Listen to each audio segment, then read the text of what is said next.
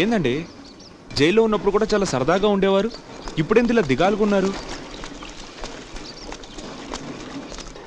అదేం లేదయ్యా, ఈ ఒక్క పని తప్ప నాకు మా బాబు ఇంకేమీ నేర్పలేదు. నాకు సెల్లెలు ఉండేది మా ఇంట్లో, అదంటే అందరికీ ప్రాణం. మా దగ్గర బుచ్చయ్యన ఒకడు పనిచేసేవాడు. నా కొడుకు నా చెల్లెలు మనసు మార్చి దాన్ని పెళ్లి చేసుకున్నాడు. ఒక్కగానొక్క కూతురు కదా అని సగం ఆసి దాని పేరున రాసిచ్చాం. పెళ్ళైన కొద్ది రోజుల్లోనే డబ్బు కాసపడి ఆడు దాన్ని చంపేశాడు.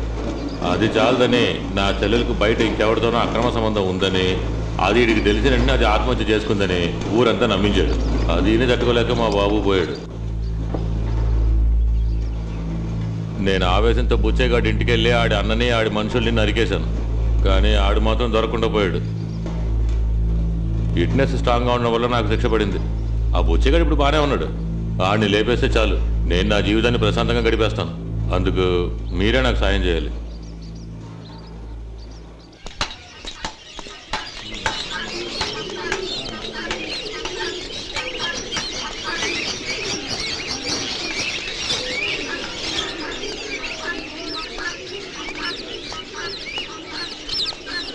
నువ్వేంది రవి చెప్పిన దానికల్లా తలాడించావు? ఎప్పుడు నన్ను తొందరపడొద్దని చెప్పి ఇప్పుడు నువ్వు తొందరపడ్డావు. రవి కాళ్ళు లేరేంది మనుషులు, ఆ పని మనల్ని చేయమంటాడేంది? అంటే అతను మనల్ని అంత నమ్ముతుంటాడని అర్థం. నీ ఇష్టం బ్రహ్మ, ఇంతకు ముందు ఆయన చాలు. ఆ రంగాలాగా అవసరానికి వాడుకొని తర్వాత మనల్ని వదిలేకుండా మనని ముందు కాపాడి తర్వాత సాయం అడుగుతుంటాడు చూడు, అక్కడే అతనేంటో నీకు అర్థం కాలా?